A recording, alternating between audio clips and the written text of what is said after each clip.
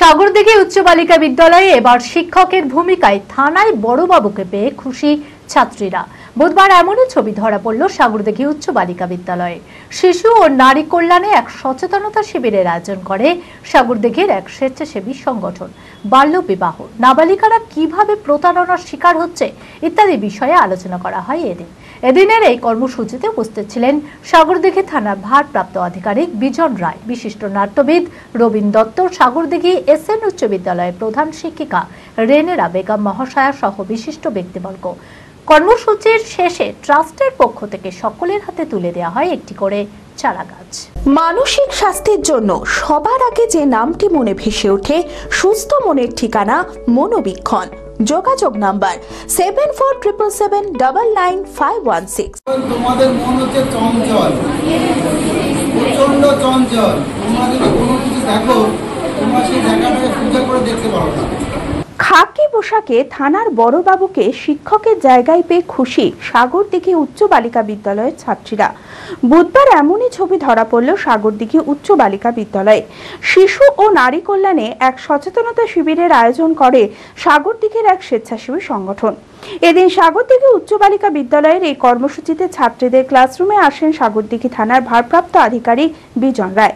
বাল্য বিবাহ সহ নাবালিকারা কিভাবে প্রতারণার শিকার হচ্ছে ইত্যাদি বিষয়ে ছাত্রীদের সচেতন করেন।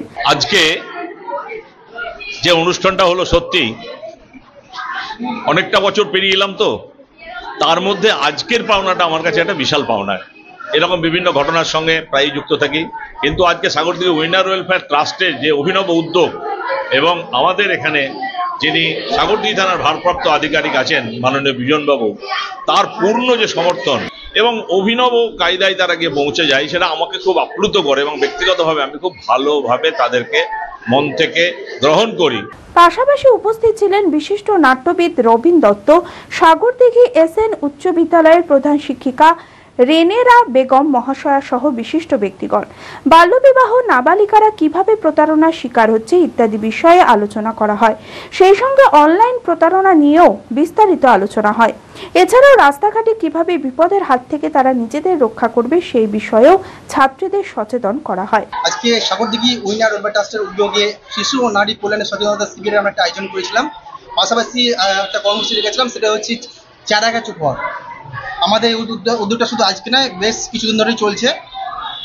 আমরা সাগরদিঘি উচ্চ বালিকা বিদ্যালয়ে একটি সচেতনতা শিবিরের মাধ্যমে একটা সচেতন করতে চাইলাম তাদেরকে, তারা যেমন গাছগুলো লাগায় এবার সচেতন বড় করে তোলে।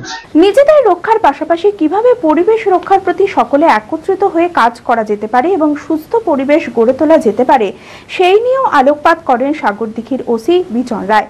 কর্মসূচির শেষে ট্রাস্টের পক্ষ থেকে সকলের হাতে তুলে দেওয়া হয় একটি করে চারা গাছ। ট্রাস্টের সম্পাদক সঞ্জীব দাস বলেন, ছাত্রীদের সচেতন করতে আমাদের এই প্রচেষ্টা এবং সুস্থ পরিবেশ গড়তে ছাত্রীদের চারা গাছ উপহার দিলাম। সাগরদিঘি উচ্চ বালিকা বিদ্যালয়ে আমাদের একটা শিবির ছিল, সেটা হচ্ছে শিশু ও নারী কল্যাণ সচেতনমূলক একটা বার্তা। তার সাথে সাথে আমরা তাদেরকে চারা গাছেরও চারা গাছ তুলে দিয়েছি তাদের হাতে, গাছ নিয়ে তাদের যেন সচেতনতা বাড়ে, সেই জন্যই আমরা এই গাছটা রেখেছি। আর এই 200টা মতন গাছ আমরা বিলি করেছি স্টুডেন্টদের হাতে। এটাই আমাদের আজকে কর্মসূচি ছিল গার্লস হাই স্কুলে। লীলা হসপিটাল, আ মাল্টি স্পেশালিটি হসপিটাল, 24 ঘন্টা ইমার্জেন্সি পরিষেবা। লীলা হসপিটাল, বহরমপুর, মুর্শিদাবাদ।